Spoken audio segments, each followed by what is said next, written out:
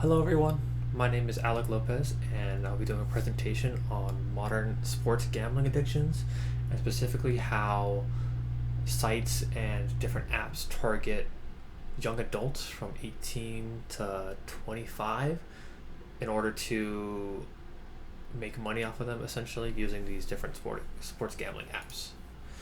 Just a quick little overview of the presentation.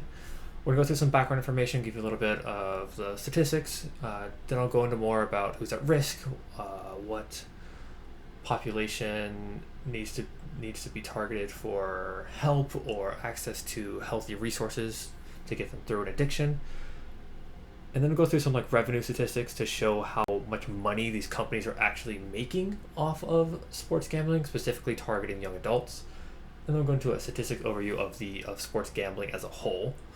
Then we'll talk about some other impacts that might occur within the space, on organizations, and etc. And then we'll talk about some solutions, short-term and long-term, and why they will help and how you can implement them. So first, for some background information, nearly half of Americans are reported to have gambled in the past year, specifically sports betting, sports gambling online. The NFL is the most bet on league. 70% of sports betting is done on the NFL. Seeing as it's only once a week, it's not too much to keep track of, whereas baseball is every day and soccer has 7 game series, same thing with basketball. And then a lot of research shows that sports bettors are predominantly young men. 70% of them are young men, and wealthy are 44%. So it's a lot of young kids with usually money from their parents that don't know really financial responsibility or financial literacy yet. So talking about more who's at risk, these two graphs show the statistics of the effect of sports betting in females. Females ages 18 to 28, still 30% of them do gamble on sports, and young males are about 20 to 25% more likely to be betting than females. So it's not just young males, but a vast majority of young males are sports betting. And I'm sure even people or have seen people at a dinner, or people in your family just oh yeah, I put a prop bet on this player. Oh, I bet on this game. Or they're paying attention to their phone and they're watching a game in the background while you're at dinner at a restaurant or something. That's what I'm talking about. It's those little bets. They definitely add up. So to go over some revenue statistics, this is just in the US. The gambling market has increased significantly over the past 5 to 6 years.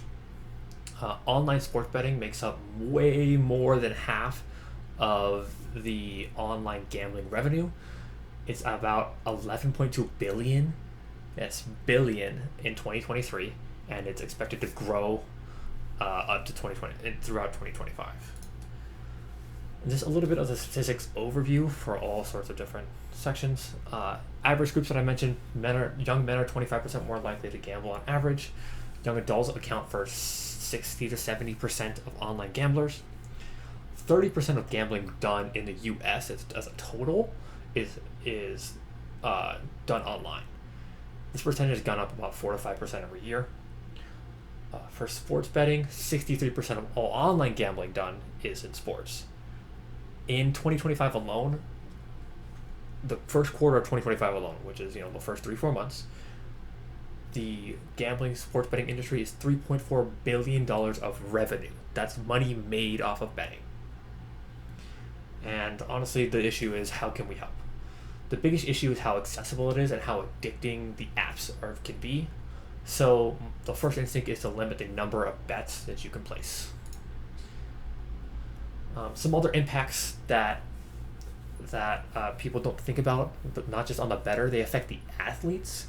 This is a chart going through the threats and honestly private DMs that a lot of Olympic athletes get.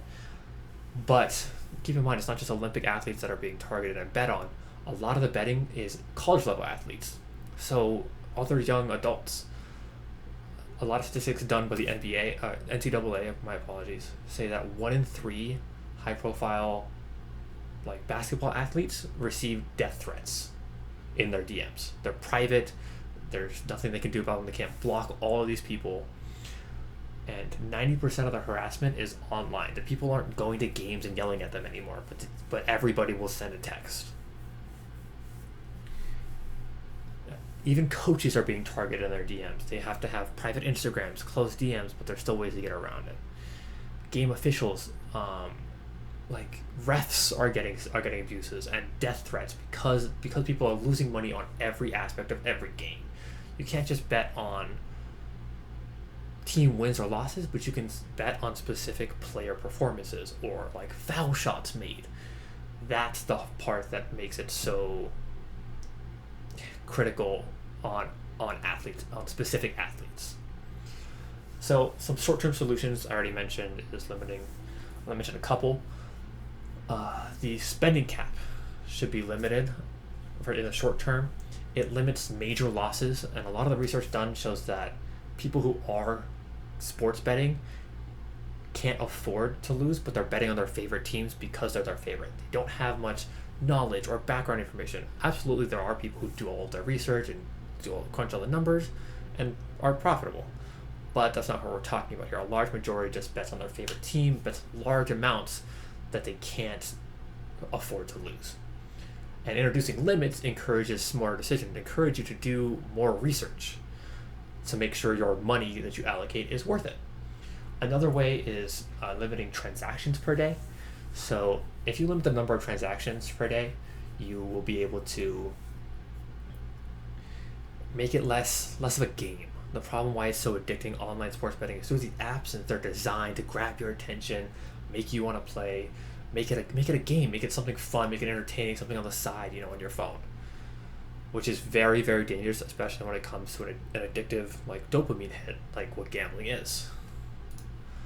And then some longer term solutions would be removing player targeted bets. So like I mentioned before, you can bet on specific players for specific things, like if say Kyrie Irving or Caitlin Clark scores a triple double, you can bet on whether that happens or not.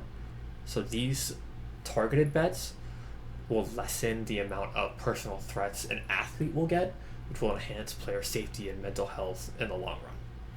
Another really, really good long-term solution that I think should happen as soon as possible is the appearance of the app.